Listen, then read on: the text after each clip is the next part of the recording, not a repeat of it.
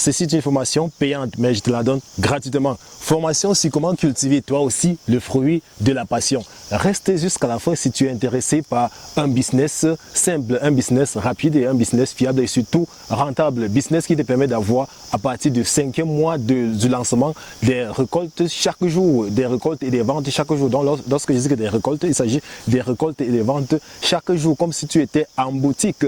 Donc si tu es intéressé par une activité qui te permet de générer des revenus presque tous les jours, tous les mois et toutes les semaines à partir du 5e mois, comme si tu étais peut-être magasinier ou bien boutiquier, reste jusqu'à la fin afin de découvrir gratuitement ce business et surtout comment tu peux justement t'y lancer, les étapes de production du fruit de la passion jusqu'à la fin. Bonjour, je suis Arsène Guimgo, directeur général de la PCC Group et j'y travaille en collaboration avec Investir en Afrique dans le but de vulgariser l'entrepreneuriat et l'investissement africain. Donc si ce sont des thématiques qui t'intéressent, tu as 3 choses à faire. Tu peux liker la vidéo en cours, tu peux commenter, tu peux partager et tu peux même aussi t'abonner pour ne désormais plus rater des contenus comme ceci. Voilà, donc si tu es intéressé par la culture du fruit de la passion, il faut savoir que la formation d'aujourd'hui est 100% gratuite.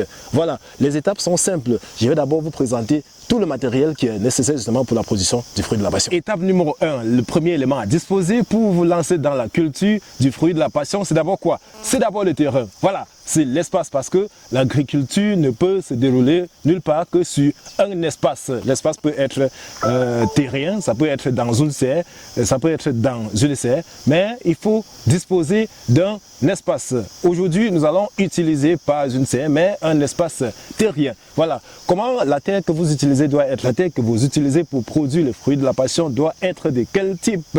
Il faut préciser que tout d'abord, il faut faire une étude de votre terre, l'étude de la structure, l'étude des caractéristiques physico-chimiques, parce qu'il faut préciser que le fruit de la passion répond à un certain nombre de caractéristiques relatives à la terre. Donc, si vous avez une terre qui est en quelque sorte argileuse, légèrement argileuse ou bien argilo-sablonneuse, ok, le fruit de la passion tolère ce genre de terre, mais il faut préciser que si c'est une terre sableuse, ça sera magnifique pour le fruit de la passion, mais il faudra prévoir un système d'irrigation efficace parce qu'il faut savoir que la terre sableuse généralement ne retient pas suffisamment d'eau comme une terre argileuse. Donc, sur une terre argileuse, on peut cultiver le fruit de la passion. Sur une terre argilo-sablonneuse, on peut cultiver le fruit de la passion et sur une terre aussi sableuse, on peut cultiver le fruit de la passion. Donc, disposer d'un espace terrien. Voilà, ça c'est le premier élément à disposer.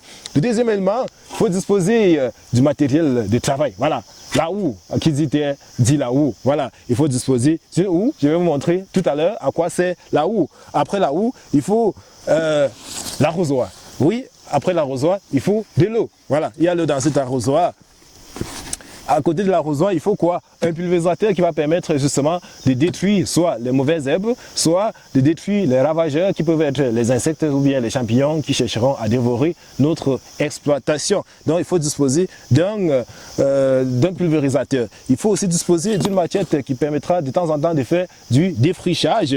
À côté de ça, disposer d'un sécateur. Le sécateur va vous permettre de faire une opération qu'on va voir plus tard. On va appeler ça l'entaille. Donc disposer d'un sécateur, c'est en quelque sorte un dispositif comme les ciseaux, voilà, qui permettent justement de sectionner des branches indésirables des fruits de la passion. Donc disposer aussi des pots, des pépinières, ce sont des papiers là, généralement qu'on met les pots, qu'on met les plants à l'intérieur. Je ne sais pas si vous voyez bien, mais disposer justement les pots de pépinières, voilà, ce sont les papiers là qu'on voit là avec les trous. Donc la taille va dépendre de vos objectifs et de vos besoins. Voilà, ici nous avons par exemple les tailles de 15 par 10. Voilà, ça va dépendre de vous. Vous pouvez choisir les tailles il y a des 25, 30, il y a n'importe quoi. Vous pouvez choisir en fonction de vos objectifs. Comme je vous l'ai dit, la taille du papier n'est pas très importante. Voilà, donc à côté de ça, disposez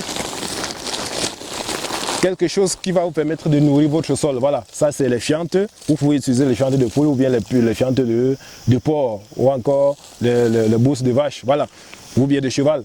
Nous utilisons ici les fientes de poule, de préférence de pondeuse. À côté de ça, il y a aussi quoi que vous devez disposer. Voilà, il faut disposer surtout les semences magiques. À notre niveau, nous utilisons les semences magiques. Désolé, les semences, je les ai mis dans ma poche et ma poche, c'est en quelque sorte Jésus dit quoi? Le sachet, c'est en quelque sorte percé dans la poche. Donc, du coup, je serai obligé de le retirer en quelque sorte comme ceci. Voilà. Donc, on va mettre les semences là pour que vous puissiez bien voir. Donc, il faut disposer justement des semences magiques. Il faut savoir qu'il y a plusieurs catégories ou bien plusieurs types de semences de fruits de la passion. Nous avons des semences vraiment améliorées et précoces. Comme je vous ai dit à l'entame de la vidéo, après 5 mois, lorsque je dis après 5 mois, c'est à partir de cette étape-ci que nous allons faire, c'est-à-dire à partir de la pépinière. Vous allez compter 5 mois et commencer à récolter vos fruits de la passion. Donc, nos éléments étant présentés, voici les étapes de production du fruit de la passion. La première étape, c'est quoi? C'est la germination. Et pour faire la germination, justement, des grains, on a besoin de quoi? On a besoin d'un germoir. Et pour faire un germoir, comment cela se passe-t-il? Observez attentivement. Donc, vous aurez besoin de votre houe et justement de votre espace de production. Voilà. Donc, je vais prendre justement un espace que je vais tout simplement faire un petit germoir. Je pourrais faire juste un sion là, en fonction de mes besoins. Voilà, juste un petit sion. Hein. Faire juste un petit sion là. Très simplement. La taille sera tout simplement en fonction de mes besoins. Voilà.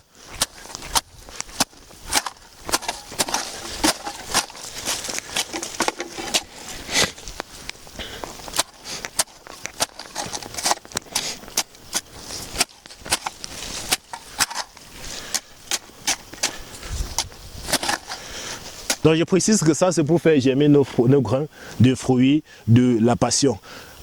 Voilà, lorsque nous avons justement fait notre espace de germination, nous pouvons faire justement, lorsque nous avons fait notre espace de germination, nous prenons le temps d'émietter les particules de terre un peu costaudes là, qui pourront inhiber la germination de nos grains.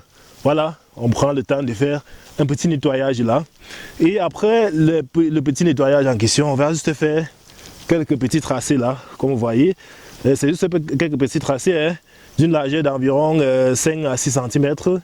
Voilà, environ 6 cm avec des écarts d'environ 15 cm. Voilà, donc on fait les tracés de la sorte. On fait les tracés de la sorte. Et puis, on va verser nos fientes. Voilà, on verse justement nos fientes dans ce tracé parallèle. Et une fois que les fientes ont été versées, qu'est-ce qu'on va faire? C'est à ce niveau que notre arrosoir va intervenir. On va tout simplement arroser nos plantes. Il précise que vous pouvez ne pas arroser si vous êtes en saison pluvieuse et qu'il pleuve abondamment. Donc s'il pleut abondamment, vous pouvez ne pas arroser. Vous pouvez se faire là et laisser. Et vous partez, la pluie reste faire le travail. Mais si nous sommes en saison sèche, vous êtes obligé d'arroser et presque tous les jours. Ceci pendant 3 jours. Pourquoi? Parce que lorsque les fientes que nous venons de mettre entrent en contact avec de l'eau, ça va dégager après un certain temps la chaleur. Donc le but de faire cela pendant 3 jours, c'est juste de permettre à ce que cette chaleur-là soit dégagée avant l'arrivée de nos graines de fruits de la passion. Donc en saison sèche, vous allez arroser comme ceci pendant 3 jours. Voilà, une fois par jour si vous le voulez. Voilà, et en saison pluvieuse, vous pouvez peut-être juste faire comme ça, arroser et laisser la pluie faire le reste derrière vous. Voilà, donc 2 jours après, donc on va considérer que nous avons fait 2 jours. Donc 2 jours après, ce que vous allez faire étant dans votre maison, c'est quoi? C'est que vous allez d'abord porter un dispositif, n'importe quoi, ça peut être le gobelet, ça peut être le verre, ça peut être n'importe quoi, de toute façon un récipient que vous allez justement verser vos grains. Nos grains, je les ai mis dans ce dispositif, je les ai mis dans ce papier. Donc vous allez verser juste vos grains à l'intérieur du récipient en question. Donc, et une fois que vous aurez mis justement vos grains dans le récipient en question, vous allez patienter, vous allez mettre de l'eau. Voilà, vous allez y mettre de l'eau dans le but de lever la dormance de vos grains, parce qu'il faut savoir que lorsqu'on fait justement les grains de fruits, bref, généralement les grains, les semences et consorts, ça entre en dormance, voilà, pour pouvoir résister aux conditions de stress dans lesquelles on va les conserver et consorts. Et pour pouvoir justement faire germer ces grains normalement et rapidement, il va falloir justement lever cette dormance. Et Quoi de mieux que ce trempage pendant 24 heures. Donc, raison pour laquelle je vous ai dit que 2 jours après, après la mise en place de votre germois, comme ceci, vous pourrez déjà tremper vos grains, comme ça. Le 3e jour, justement, ce trempage-là fera 24 heures. Et donc, après 24 heures, tout simplement, vous allez verser cette eau-là. Vous pouvez mettre dans un tamis, dans n'importe quoi, dans le but justement d'écarter l'eau de ces grains-là. Voilà. Et justement, lorsque vous allez arriver au champ, ce que vous allez faire, c'est quoi? C'est que comme vous avez mis les fientes sur les différentes tracées, vous allez essayer légèrement de les remuer dans le but de ne pas poser directement les graines uniquement sur la couche des fientes. Voilà. Donc vous allez remuer là, de part et d'autre. Donc après justement avoir remué, vous allez maintenant ramasser tout simplement vos grains que vous allez déposer. Donc vous ramassez vos grains là, vous allez les déposer sur les différents tracés. Voilà. Vous ramassez les grains là, vous déposez sur différents tracés. Et justement après avoir terminé cette opération, vous allez maintenant prendre la terre à côté, bien sûr, pour pouvoir couvrir les graines à environ 2 cm.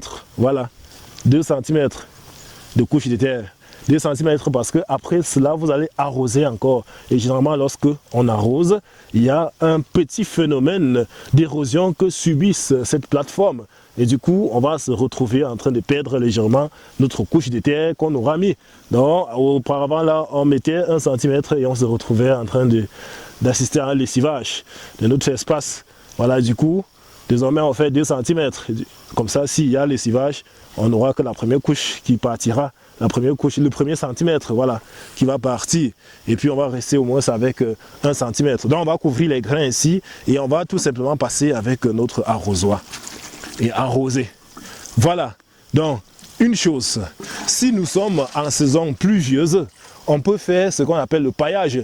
Donc, ça veut dire que vous cherchez la paille sèche pour venir couvrir. Ceci afin d'éviter que les gouttelettes de pluie, afin d'éviter que les grains de pluie puissent justement mettre à nu ou bien lessiver votre plateforme. Donc, vous pouvez mettre former un paillage dessus. Si vous êtes en saison sèche, vous pouvez aussi faire le paillage, mais ceci dans le but juste de conserver l'humidité afin de limiter les arrosages. En saison sèche, vous avez aussi le choix de ne pas faire ce paillage là, de laisser tout simplement ainsi et de passer de temps en temps tout simplement arroser. Peut-être une fois une fois tous les jours, vous passez arroser en saison sèche. Mais en saison pluvieuse, vous n'avez pas besoin d'arroser, la pluie fait son travail. Je précise que lorsque vous faites le paillage, nettement à 3 semaines nettes, il faudra rapidement l'enlever parce qu'à 3 semaines nettes, il y aura justement début de la germination.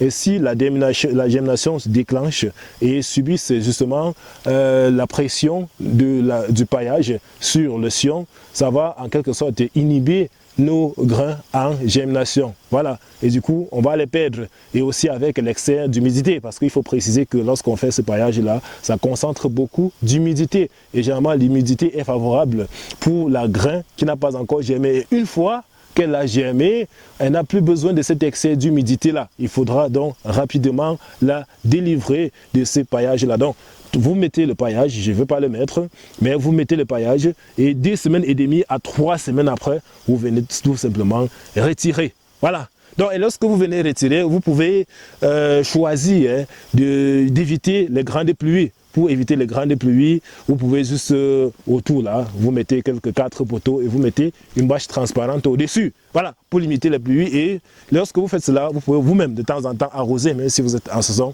des pluies. Voilà, ceci afin de limiter la catastrophe causée par les grandes pluies. Donc ceci était la germination ou bien la mise en germois. Et lorsqu'on a mis en germois, 3 semaines après, on va justement assister aux grains qui sont en train de germer, tel que vous êtes en train de voir. Donc on aura déclenchement justement de la germination, les grains vont pousser, et ainsi de suite, ainsi de suite. Voilà. Donc, et quand ces grains-là vont pousser, on va juste un peu les donner un peu de temps. Voilà, on va donner un peu de temps à nos grains pour que ça puisse atteindre une certaine taille. Donc, lorsque le grain aura donc atteint cette taille, on va donc passer à l'opération suivante. Quelque temps après la germination, vous aurez quelque chose comme ceci. Voilà, je ne sais pas si vous êtes en train de bien admirer là, mais on va un peu essayer de zoomer l'image pour que vous puissiez bien apprécier. Donc vous aurez en quelque sorte les fruits ou bien les plants de fruits qui ont des tailles variant entre 8 et 10 cm. Voilà, donc quand vous avez les fruits qui ont cette taille, j'essaie un peu de zoomer là pour que vous puissiez voir. Désolé, je suis seul en train de filmer. Voilà, et de vous montrer. Vous voyez donc comment sont justement ces différentes tailles là. Voilà.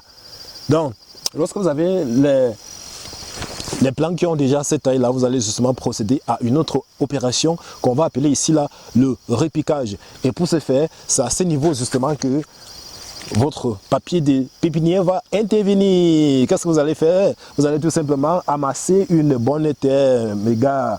Vous allez amasser une bonne terre là, n'est-ce pas? Après justement avoir amassé, vous allez la fertiliser en y mettant tout simplement de la fiente. Donc vous portez la fiente là, vous versez à votre convenance. Voilà, et aussi en fonction des propriétés biologiques de votre sol. Voilà, à tenir compte que si le sol est plus pauvre, il faudra mettre beaucoup. Si le sol est un peu riche, il faudra mettre moyennement. Voilà. Donc après avoir justement bien mélangé, la seule chose à faire, ce sera juste de prendre justement la terre en question et de charger dans les pots comme ceci. Voilà. Donc je précise que quand c'est les grands pots, il y a généralement un dispositif là. Il y a généralement un dispositif là qui permet justement de charger ça facilement. Je n'ai pas apporté cela parce que mes pots sont en quelque sorte petits et j'ai choisi justement les petits juste pour des démonstrations. Voilà. Donc après justement avoir mis ça, ainsi vous allez juste disposer et puis vous allez faire l'opération que je vous ai présentée tout à l'heure, à savoir l'arrosage systématique. Voilà. Donc vous faites ça et tout simplement vous arrosez. Donc vous pouvez arroser pendant 2 jours. Voilà, vous pouvez arroser pendant 2 jours. Si vous êtes en saison sèche bien sûr, mais si vous êtes en saison pluvieuse, après avoir justement disposé ainsi, vous arrosez une fois et vous laissez la pluie faire le reste. Donc vous arrosez ainsi pendant 2 jours et le 3e jour, vous venez pour faire votre repiquage posément. Voilà, le repiquage consistera à faire quoi? Une fois que votre pot a été arrosé et que vous avez mis justement, il y a de cela, vous avez mis en pépinière il y a cela 3 jours, vous allez juste arriver là et venir dans votre germoir et retirer justement le plant de fruits sans toutefois sectionner la racine. Donc vous allez retirer le plant de fruits sans toutefois sectionner la racine. Voilà. Donc on retire même de préférence avec sa terre. Vous retirez avec la terre là, sans toutefois sectionner la racine. Donc une fois que votre plant est retiré, ce que vous faites c'est quoi? Vous allez utiliser l'autre doigt pour mettre un trou au milieu là, à une profondeur considérable, et vous allez tout simplement introduire les racines de votre plant à l'intérieur. Voilà. Donc vous introduisez tout simplement les racines de votre plant à l'intérieur et vous essayez un peu de tasser légèrement les bords là pour pouvoir justement soutenir pour que le plant ne puisse pas faner directement. Voilà. Donc voilà justement notre pot ou bien notre plant qui a été transplanté. Voici notre plant de fruits de la passion qui a été transplanté. Et une fois la transplantation faite, vous partez tout simplement déposer dans la pépinière. La pépinière ne peut être rien d'autre qu'un espace juste aménagé dans votre champ pour la circonstance. Voilà, donc ici, nous avons juste aménagé un petit espace là, comme vous pouvez voir. De ce côté-là, avec des points noirs là, avec des points noirs, justement. Vous voyez juste comment on a aménagé là, et on a mis les différents plants que vous voyez. Vous voyez? Donc voilà justement les différents plants qu'on a mis dans notre pépinière. Oui. Donc ceci c'est juste pour la démonstration. Sinon, vous pouvez faire justement des espaces vraiment aménagés pour la circonstance. Si vous avez 1000 pots, vous avez 1000 plants, 10 000 et consorts, il faudra juste aménager un espace pour la circonstance. Donc voilà l'étape de repiquage faite. Donc quelques semaines après l'opération de transplantation ou bien de repiquage, on va avoir une autre opération qu'on va appeler justement le planting. Bon, généralement, c'est une opération aussi qui est appelée transplantation secondaire. Voilà, donc on va appeler justement cette opération dans ce jargon le planting, qui consistera à porter le plant mature de la pépinière pour l'envoyer au champ où il y résidera justement définitivement afin de donner des fruits. Voilà comment faire le planting, c'est tout de suite. Et maintenant, on aura une fois de plus besoin de notre houe, les gars. De mettre un creux pour faire le planting là. On aura besoin juste d'un trou là. Vous allez faire le trou en fonction de la taille de votre mois de terre. Comme je disais tout à l'heure, vous avez la possibilité de choisir des pots plus grands que ça. Mais nous préférons des pots de petite taille parce que ça favorise ou bien ça facilite le transport. On a jugé qu'en faisant les pots de grande taille, 1 kg, 1,5 kg, le transport sera un peu compliqué parce que nous sommes dans un espace de terrain en quelque sorte enclavé. Et du coup, il y a des moments où la voiture va arriver et être bloquée parfois à 500 mètres du champ. On sera donc obligé de porter les plants sur la tête pour les ramener en champ parce que pour la moto aussi, c'est pas toujours facile que la moto accède au champ. On aura besoin de nos têtes pour transporter les plants dans les champs. Pour cela, il faut prévenir que de guérir. On utilise donc des petits pots. Là, on peut facilement porter 200 dans une bassine sur une tête. Or, si on faisait les pots de grande taille, ce sera difficile de porter 50.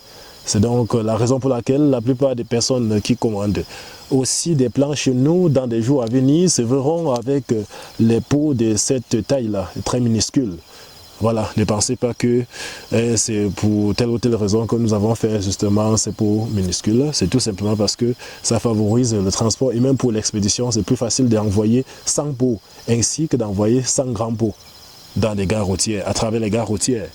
Voilà, donc nous allons, après avoir mis notre petit trou d'une profondeur d'environ 20 à 25 cm. Je vous ai dit, tout ceci c'est fonction de votre mois de terre. J'ai mis ici juste 20 cm. Une fois que j'ai mis mon trou de 20 cm, mon élément fétiche, c'est quoi? C'est la fiente. Je vais verser la fiente là. Il y a des moments où on va recommander 1 kg, mais je dirais ceci c'est fonction de vos caractéristiques physico-chimiques et biologiques du sol auquel vous êtes confrontés. Voilà. Sinon, la quantité va souvent varier entre demi et 1 kg. D'autres vont mettre 2, mais nous nous limitons à la moyenne d'1 kg. Vous mettez les fientes là et vous allez laisser.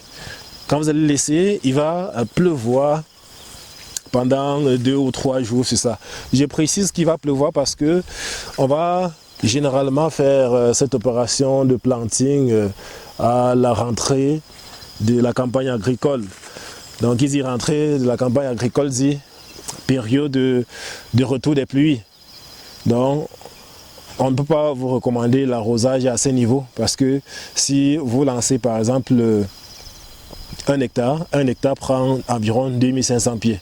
Vous n'allez pas passer le temps à arroser les 2500 pieds. Ce sera difficile pour vous d'arroser 2500 trous.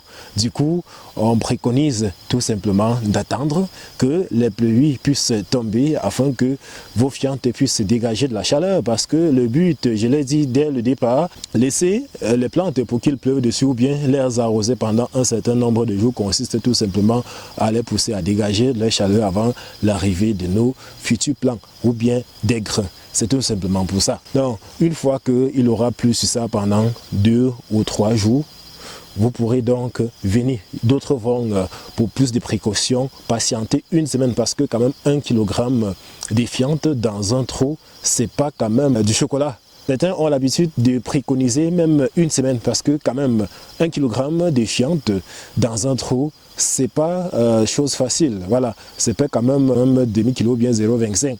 Voilà, parce que 1 kg de fientes dans un trou, c'est quand même considérable. Du coup, la chaleur que ces 1 kg dégagera sera aussi considérable. Pour cela, on prend quand même un peu souvent le temps de faire une bonne marche, donc entre 3 et 5 jours. D'autres vont attendre une semaine. Donc, attendez quand même le plus de temps que vous pouvez afin de limiter au maximum les risques.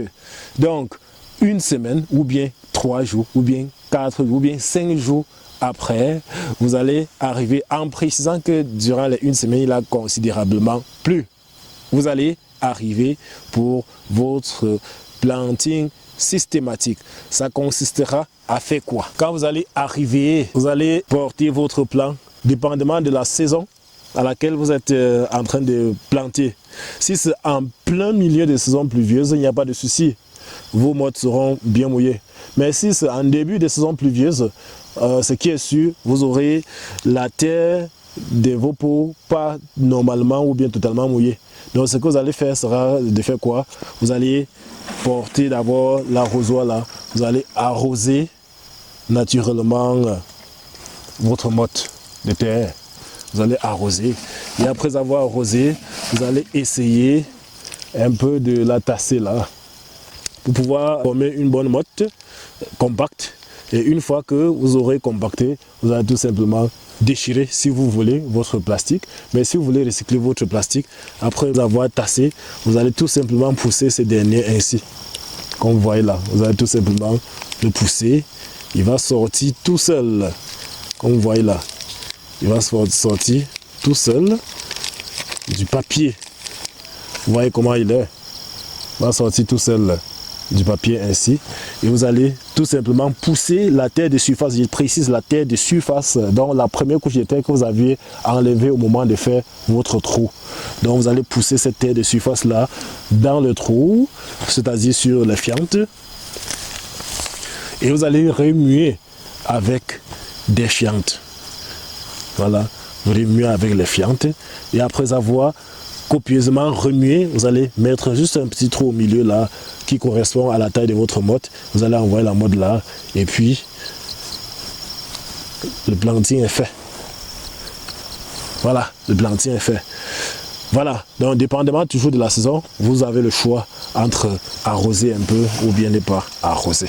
Donc moi je préfère arroser toujours parce que il y a des moments où la saison ou bien les pluies nous jouent des sales tours. Parfois vous passez là, vous avez l'impression qu'il va rester derrière vous pleuvoir, mais sauf que une semaine après vous n'avez pas de pluie. Donc avec la variabilité climatique, on assiste en quelque sorte à cette irrégularité là des pluies. Donc c'est toujours recommandé d'arroser parce que les fruits de la passion sont tellement résistants. Une fois que vous avez planté là et que vous avez déjà versé l'eau une fois, je dis bien une fois, même si les pluies attendent 2 semaines avant de revenir, vos plants n'auront aucun souci. Vos plants pourront ne pas développer durant ces 2 semaines, mais ils ne vont pas mourir. Voilà, vous serez surpris de venir là 2 semaines après les retrouver totalement intacts. Voilà, le planting ainsi fait les gars, on va tout simplement attendre, patienter et laisser maintenant tout entre les mains de Dieu. Pas tout, parce qu'il y a des choses que malgré tout, même s'il y a la main de Dieu dessus, c'est toujours nous qui allons faire. Donc on va de temps en temps passer là, nous rassurer que les sauterelles n'ont pas sectionné nos plants. Et si c'est le cas, si on assiste à la section des plants par les sauterelles, on va tout simplement appliquer un produit justement contre ces ravageurs-là. Voilà, bon, généralement c'est quand même chose rare. Mais dans votre contexte agroécologique, on peut avoir quelques ravageurs. Donc si vous constatez, on ne peut pas vous demander d'appliquer directement un tel produit.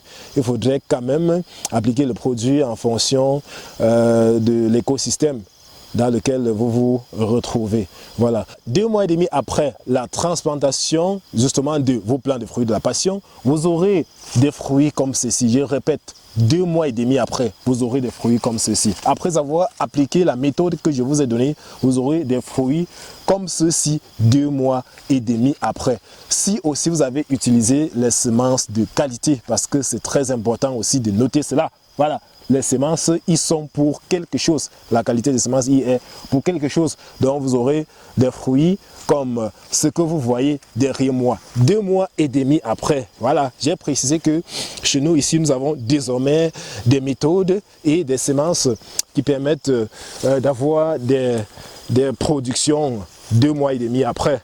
Voilà, donc j'ai précisé qu'on pourra avoir les fruits en 5 mois parce que une fois qu'on a justement déjà des fruits ainsi, il faut attendre quand même 2 mois pour qu'ils soient mûrs.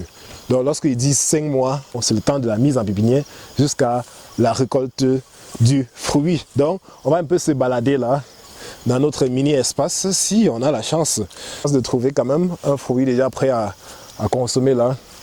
On va ainsi récolter. Voilà. Donc voilà en quelque sorte ce que vous aurez après 5 mois. Donc lorsqu'il dit 5 mois, c'est à partir de la pépinière. Vous aurez quelque chose comme ceci. Vous voyez, de couleur violette. Voilà. Vous voyez, de couleur violette. Voici donc un fruit prêt déjà à être consommé. Et qu'est-ce que j'ai fait? Je récolte. Voilà. Donc je précise que après l'opération de planting que vous venez de voir, il y a aussi plusieurs autres opérations, à savoir l'entretien, le tutorage, y compris même l'opération d'entaille. Bon, pour que la vidéo ne soit pas longue, je vais d'abord couper. Là, vous aurez justement toutes ces opérations-là dans la suite. Donc, pour ceux qui ne sont pas abonnés, c'est vrai que ça ne sera pas publié aujourd'hui, ça pourrait être publié demain ou bien après-demain. Et pour être sûr de pouvoir voir la suite, il faudra tout simplement vous abonner. Là, lorsque la publication sera faite, vous allez recevoir la notification et courir pour aller regarder. Mais vous avez déjà eu le plus important. Voilà. Sauf que les éléments qui restent à suivre sont aussi indispensables parce que le rendement en dépendra, le succès de votre production en dépendra de ces opérations-là d'entretien, de tutorage, d'entaille. Voilà, vous aurez par la suite même des vidéos qui vont vous montrer comment booster le rendement, comment avoir même 500 fruits à 1000 fruits par an. Il faut préciser que le fruit de la passion, c'est le seul, je dis bien la seule spéculation agricole qui vous permet d'avoir des récoltes presque tous les jours que Dieu a créé à partir du moment où vous commencez la première récolte. Vous voyez par exemple le fruit que je tiens en main. Hier déjà, on était ici pour les récoltes. Aujourd'hui, vous voyez comment que j'ai un fruit en main. Et c'est comme ça partout. Si on fouille un peu de partout, là, tous les plants qui sont là, on aura des fruits, après-demain, ainsi de suite, ceci jusqu'à la fin de cette année et jusqu'à l'année prochaine, tous les jours que Dieu a créé. Mais à condition que certaines conditions, bien sûr, puissent être réunies et respectées. Si ces conditions justement sont réunies et respectées, vous aurez les fruits de la passion presque tous les jours. Je vous ai dit à l'entame que ce business est en quelque sorte comme le business de la boutique. Donc quand vous partez dans ce champ chaque jour, vous pouvez rentrer avec des fruits pour vendre tous les jours. Et je sais que vendre constitue généralement un problème majeur pour certains qui veulent se lancer. Je ferai une vidéo pour vous montrer comment vendre vos productions, votre production, vos fruits de la passion. Parfois même, avant de produire, que vous avez déjà trouvé le marché. Parce que c'est la politique que nous développons. Raison pour laquelle aujourd'hui nous sommes saturés par des commandes. Nous ne parvenons pas à servir parce que nous faisons cette opération-là qui consiste à vendre tout d'abord avant de produire. Et parfois, le marché va venir étouffer la production que nous avons. A tout de suite pour la suite de la formation. Abonne-toi, gars.